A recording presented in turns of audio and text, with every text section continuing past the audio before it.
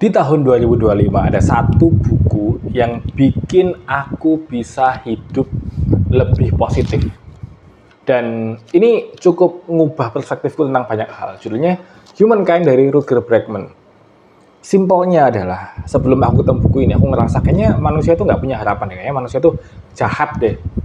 Nah, lewat buku Humankind ini, mataku kebuka. Dan aku pengen ngajakin kalian sama-sama ngebuka mata bareng, terus kita belajar, terus kita ngatur strategi gimana caranya kita memperbaiki nggak cuma bangsa ini tapi dunia lewat kebaikan. Nah, mari kita mulai konten Nandain Apa Sih episode pertama, yaitu untuk buku Humankind dari Rutger Bregman. Yeay! Ini tanda pertama itu ngomongin Hitler. Lucu banget ya, kayak belum apa-apa langsung ngomongin Hitler gitu. Nah, jadi ketika ini ngomongin ketika perang dunia kedua kalau nggak salah, waktu Hitler nyerang orang Britain, terus ada toko yang hancur. Nah, tokonya setelah dihancurin sama pasukan Jerman itu ngupdate kayak poster gitu. Kan tokonya hancur ya, berantakan ya, kayak jendelanya udah hancur semua. Terus tokonya itu ngasih tahu kayak kita open, bahkan more open than before gitu, lebih terbuka daripada biasanya. Terus ada lagi yang pemilik pub gitu ya, pemilik bar gitu, jendela kami sudah tidak ada, tapi minuman kami enak, silakan coba. Di sini kita dilihatin bahwa kan selama ini kita mikirnya kayak kalau manusia ditaruh di momen-momen terberat, manusia akan jadi jahat gitu. Orang jahat adalah orang baik yang tersakiti, kan gitu kan? Tapi si Rutger Bregman punya argumen bahwa justru di masa-masa terberat kita menjadi orang terbaik versi kita. Jadi orang terlucu at least. Aku nada ini karena aku juga berapa tahun belajar komedi kan, jadi ya tahu bahwa semakin gede tragedinya, semakin lucu komedinya. Menurutku ketika ada toko hancur terus mereka kayak, we are more open than before gitu. itu tai banget. Dan opening dengan cerita itu tuh bikin aku kehook sama buku ini. Kayak aku pengen tahu sebenarnya ngomongin apa sih. Nah,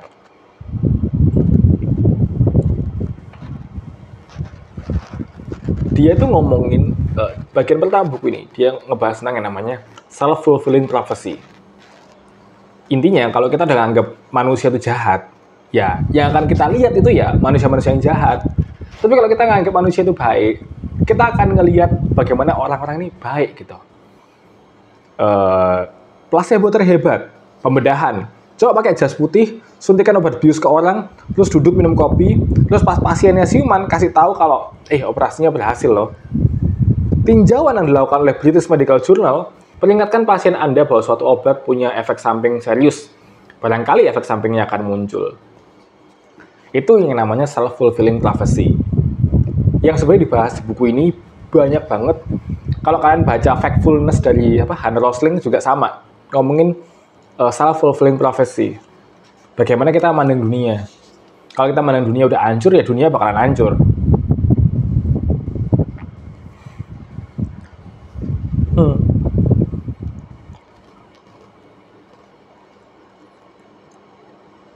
Ini buku yang agak berlawanan dengan buku-buku yang lain kayak The Selfish Gene gitu ya. Selfish Gene tuh ngomongin bagaimana manusia itu egois dan selalu ingin memenangkan dirinya sendiri. Sedangkan buku ini nanti akan ngebedah bagaimana manusia itu ternyata sangat mudah tergerak untuk membantu orang lain. Dia ngomongin masalah bagaimana para petani ini dikondisikan, ya. Terus ternyata setelah bertahun-tahun hasilnya adalah menunjukkan bahwa orang terlalu baik untuk menjadi homo economicus. Manusia terlalu murah hati. Nah, aku ngerasa bahkan orang-orang paling kapitalis sekalipun kalau kalian ajak ngobrol ya, ketika kalian sentuh tepat di orang-orang yang mereka sayang gitu. Mereka kan lupa tuh teori homo economicus. Mereka kan mau ngebantu orang lain. Udah nggak masuk akal. Kapitalisme, nanti kita akan ngomongin kapitalisme ya. Tapi poin utamanya ya tadi.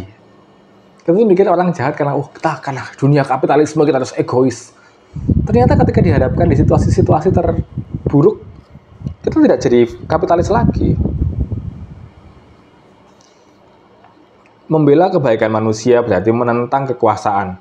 Bagi orang-orang yang berkuasa, pandangan penuh harapan atas umat manusia itu mengancam, subversif, makar.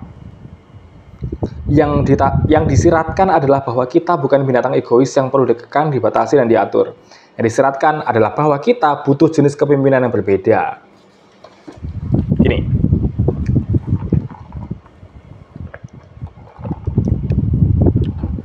Nanti ke belakang kita akan lihat bagaimana manusia itu sebenarnya naturnya mau saling membantu. Tapi mitos bahwa manusia itu jahat, manusia itu egois, sebenarnya dilanggengkan oleh sistem. Supaya apa? Ya supaya para pengatur ini punya legitimasi, punya justifikasi untuk mengatur manusia seketat-ketatnya. Nah, kayak misalnya bikin undang-undang jangan mencuri gitu ya. Nah, nanti kalau misalnya nggak dibikin ini, orang jadi nyuri kan gitu tuh. Tapi kan itu self-fulfilling prophecy. Kalian coba deh sekali-sekali. Kalian pasti tahu kan ada daerah-daerah yang memang kalau kalian ninggalin kunci motor di jalan, motornya pasti akan hilang. Tapi ada daerah-daerah yang kalian lakukan hal yang sama, padahal nggak ada CCTV, nggak ada apa. Aman. Apa yang menyebabkan daerah-daerah itu berbeda? Nanti kita akan bahas ke belakangnya. Tapi intinya adalah bukan atur manusianya yang salah. Lah, manusianya kan sama. Yang berbeda pasti kondisi yang lain. Nah, kondisi apa nih yang membedakan? Kenapa di sini kriminal banget, di sini enggak?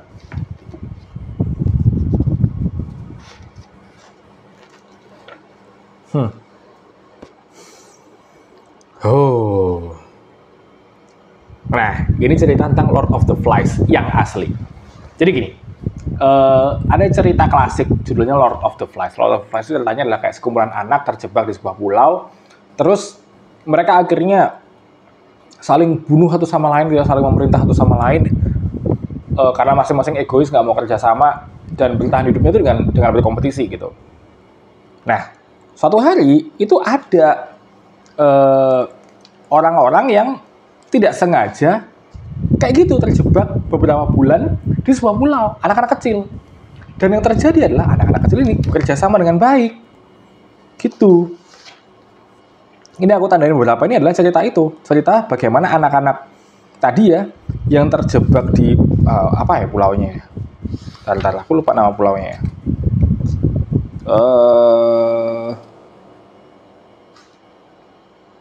Pulau Tonga. Dari Tonga ke Pulau Ata. Nah, itu.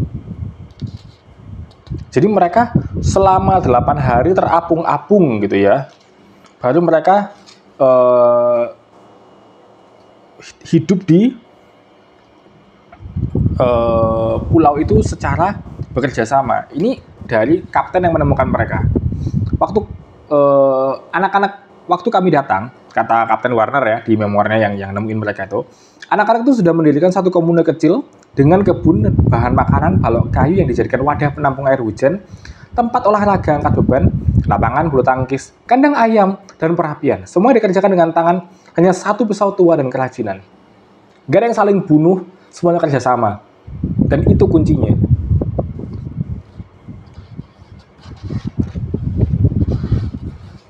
Jadi ternyata bisa gitu.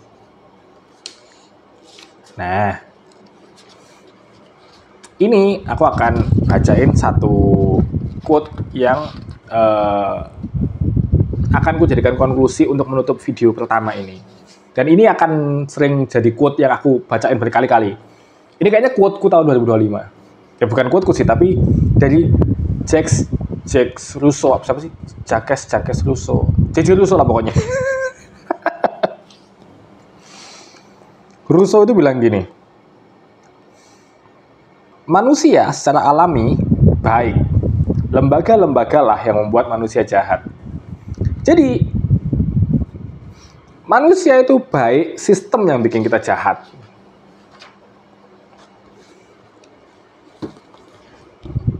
Aslinya kita itu baik, tapi karena hidup kita itu harus ngikutin kapitalisme, kita harus menimbun harta kapita sebanyak-banyaknya, kita harus berkompetisi, akhirnya kita jadi jahat. Padahal kita tuh bisa baik. Aku pernah bahas di kontenku tentang sebuah desa di Marina Leda namanya. Kayaknya di buku ini juga ada ngomongin Marina Leda deh. Aku ntar lihat lagi ya. Karena Marina Leda itu menarik gitu. Terus bagaimana manusia itu naturnya itu baik, tapi sistem yang bikin kita jahat. Topik ke belakangnya itu, teman-teman. Isinya nanti semuanya adalah bukti-bukti dari quote-nya Rousseau ini. Akan ada dua opini besar tentang moralitas manusia. Manusia itu jahat dan butuh diatur. Sama manusia itu baik. Justru aturan-aturan ini, sistem-sistem ini yang bikin kita jahat. Aku sekarang percaya yang kedua, yaitu ketika manusia itu baik, tapi sistem yang bikin kita jahat. Lembaga-lembaga inilah yang bikin kita jahat. Ada banyak sekali contoh-contoh pribadi, tapi aku akan fokus ke apa yang ditulis sama Little Black on Humankind. Kita akan lanjut ke episode berikutnya. Episode berikutnya itu nanti kita akan ngomongin sampai, semoga bisa sampai ngomongin salah satu eksperimen paling fun ya, yaitu apa sih, Stanford Prison Experiment. Nah, aku nggak tahu itu akan masuk ke episode 2 atau episode 3. Kita lihat aja besok pas aku rekaman lagi kita sampai mana. Ya, tapi sekarang situ dulu. Kalau misalnya ini berguna buat kalian, komen-komen dan share. Mantap.